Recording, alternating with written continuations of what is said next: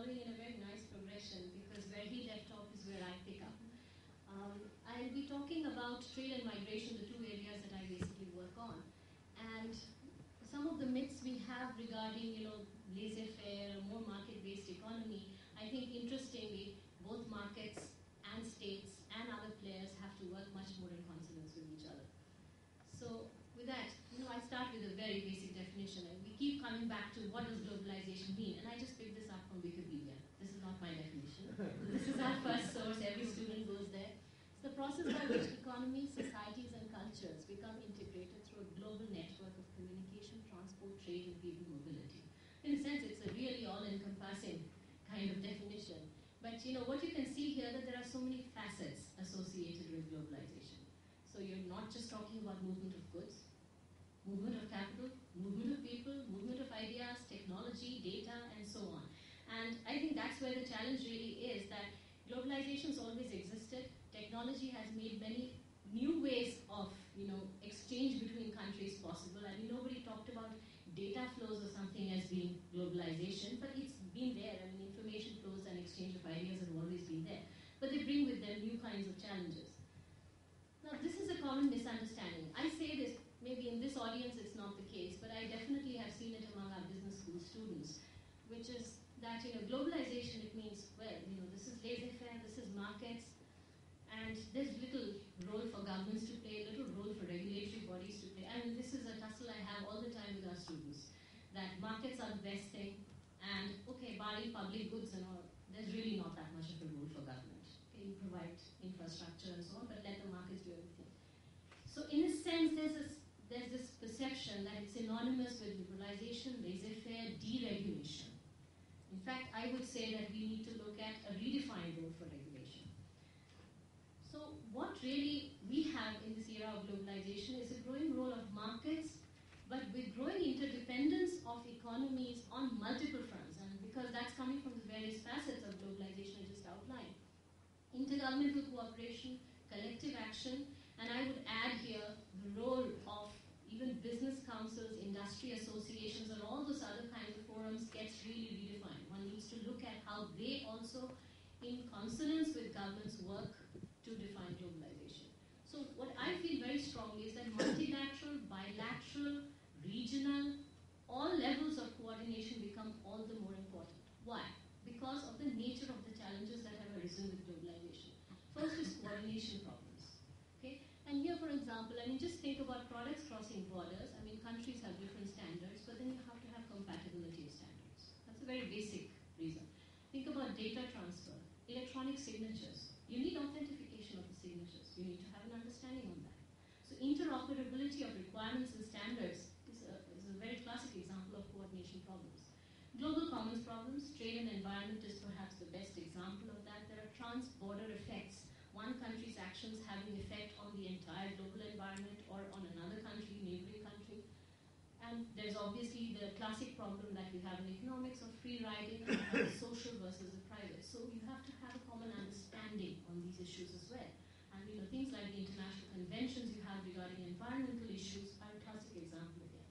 And then I think there's also the issue of core values. As more and more countries become integrated, the issue of what we hold as core principles and values, what we consider, in terms of human rights, democracy, liberty, to what extent we give space to individuals, all of these also become extremely important. And as we see, in the context of trade, a lot of these issues get linked up as well. Trade and human rights. This has been a constant thing that when you want to really impose something on a country, you impose sanctions because they violated human rights. So again, at central to that is what are the common principles and values we hold amongst countries.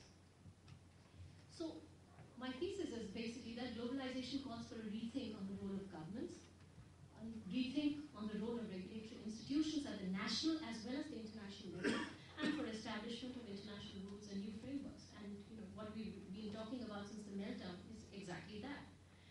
Earlier to that, after the 1997 East Asian crisis, we were talking about a redefined role for the International Monetary Fund and a rethink on whether we should have a bigger regulatory kind of role for the International Monetary Fund.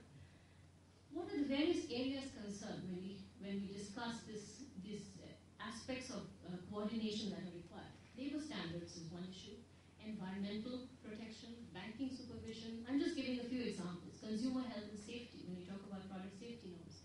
Competition policy, tax rates, intellectual property rights. There's so many aspects where, and we're seeing that. We're seeing that in various kinds of multilateral kind of bodies where these issues are being discussed or where we're not emerging with consensus, say, like on labor standards.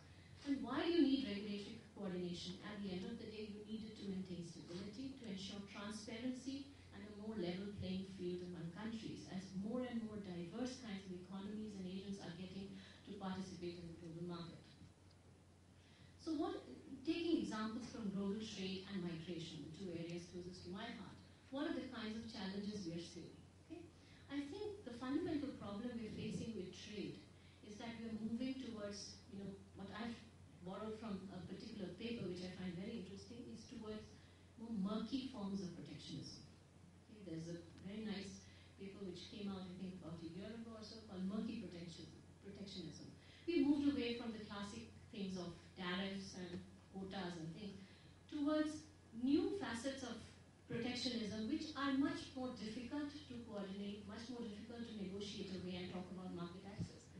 Product standards, technical standards are difficult. I mean, because at one level you'll be talking about the sovereignty of different governments to establish standards based on what their populations want, what their aspirations are, what their levels and standards of living and regulatory capacity allow.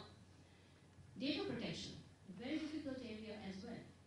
Recognition of professionals, as more people move across borders and temporary mobility in the context, say, of the health sector or the IT professionals and so on, recognition issues or equivalence of standards of training, backgrounds and so on become very difficult. Mutual recognition agreements are some of the most difficult things to coordinate amongst countries. Food safety norms, there is also this issue of food safety and bioterrorism getting linked up with trade in food products. Environmental clauses, we all know the famous cases. Government procurement restrictions, I think this in India we would know very well with the recent call in the state of Ohio regarding outsourcing bans of government projects. So it happened earlier also at the time of another election. Local procurement preferences for domestic firms. Now a lot of this is getting tied up with, for instance, subsidies given to firms, and if firms, say like in the US, are availing of local assistance, then it is incumbent on them to do a lot of the sourcing locally, otherwise they will not be able to avail of funds. So you've got interesting kinds of linkages coming up which could be classed as protection but are not traditional forms of protection. Labor mobility restrictions are also, with services trade growing and movement of professionals, that becomes a form of trade protection.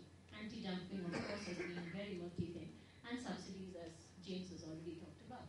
Services trade liberalization in particular has raised new kinds of domestic regulatory challenges because services trade is not regulated by tariff or non-tariff in the classic sense, but it's basically based on domestic regulations. So a lot of authorization requirements. Now, again, the difficulty which we are facing today is a lot of these are public policy related regulations. I mean, you do want to protect consumers from fly-by-night operators. You do want to put conditions on which kind of accountant can come, what kind of certification he has, because consumer protection is an important public policy objective. But then where do you tread the line between public policy objectives and protectionism? That becomes very difficult. So how restrictive are certain kinds of regulations, how they are imposed, what are the administrative requirements that are involved when you impose these regulations may define whether they are protectionist or not. So, I think this is one of the biggest problems. It becomes difficult to negotiate with governments to say that you need to reform these kinds of domestic regulations because often the purpose of that regulation or the nature in which it is administered is unclear. So, a variety of trade-related issues which are calling for coordination, harmonization of product standards, mutual recognition, trade facilitation, and now increasingly you're seeing with bilateral and regional agreements, these issues are being addressed because these are very difficult to address multilaterally. So what countries are doing is through bilateral deals, say if you see within ASEAN, they have talked about mobility of professionals. In APEC, which is a broader kind of dialogue, it's not an agreement, it's just a forum where many countries get together from the Asia-Pacific region, they are discussing about an APEC business traveler visitor card.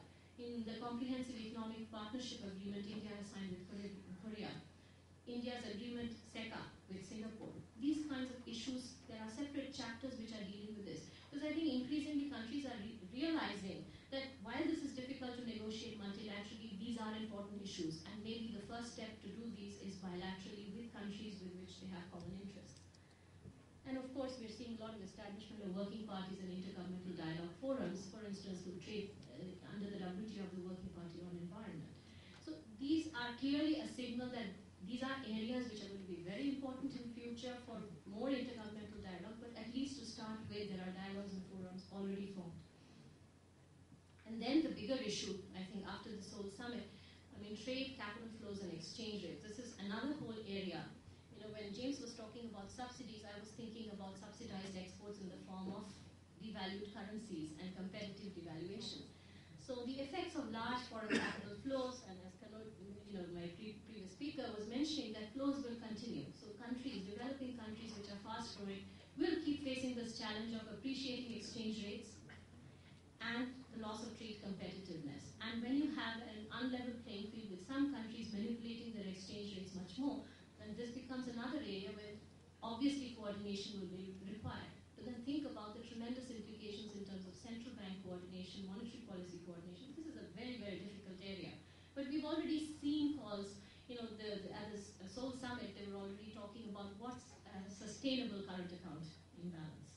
4%, they couldn't agree on the figure, but they in principle agreed that they'll have to look at this issue and sustain current account imbalances. They'll have to have countries, kind of not intervening as much in exchanges. It's a very contentious area.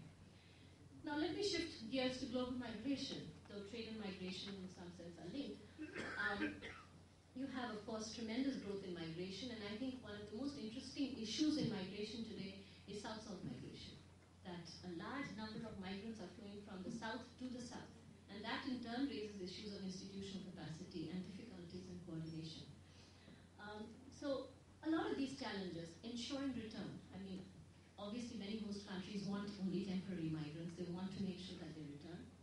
But then the countries receiving them back, reintegration becomes a very difficult issue also. Do they really take advantage of the capabilities that they have acquired abroad? Do they help them adjust back into their original markets? Remittance flow management, managing between informal and formal sources of remittances, making sure that remittances really contribute back to the local economy. Recognition and accreditation, I already mentioned, this is a major issue. Welfare issues which are arising, as we know, especially in the Middle East and so on. And we're talking about low-skilled workers, Indian workers in Malaysia. These have been recurrent issues about protection of workers' rights. Gender issues, given that a large amount of migration is feminine. There's a huge feminization of migration with domestic workers, entertainers, and so on. National security issues, with the rise of terrorism, becomes even more important. Obviously, labor union concerns, worker displacement. The administrative procedures and capacity, this is becoming a major issue in how you actually manage migration flows, how you train, how you give them prior kind of screening, how do you actually make sure that when they're abroad, their rights, their contracts and so on are abided by, and then how do you make sure that they return. And brain drain has obviously, since the 60s, been a major issue. This is not new. In fact, I would say, in a sense, people have shifted away from the brain drain kind of thinking to thinking that even brains abroad are brains that are available to them. But the single thing that's happened really over the last decade, I would say, is that countries have moved from trying to just manage migration unilaterally towards trying to manage them through kind of dialogues, through MOUs. They may be very loose MOUs to start with, but there are increasing number of countries getting into bilateral labor agreements, memorandums of understanding, and trying to manage migration through special kinds of procedures, special departments that are being set up, visa facilitation, looking at overseas employment cells and so on to tap workers and bring them back. And in the Asian region, I mean, we've had several because we have major source and receiving countries within Asia. You have the Colombo process, Abu Dhabi dialogue, and of course multilaterally you have the Global Forum on Migration and Development. And regionally, as I mentioned, APEC, ASEAN, NAFTA, all of them have been looking at the issue of labor mobility. So managed migration is extremely important. What are they all looking at? Especially when you look at low-skilled and semi-skilled kind of workers. That's what these MOUs and bilateral labor agreements are considering. Recruitment of workers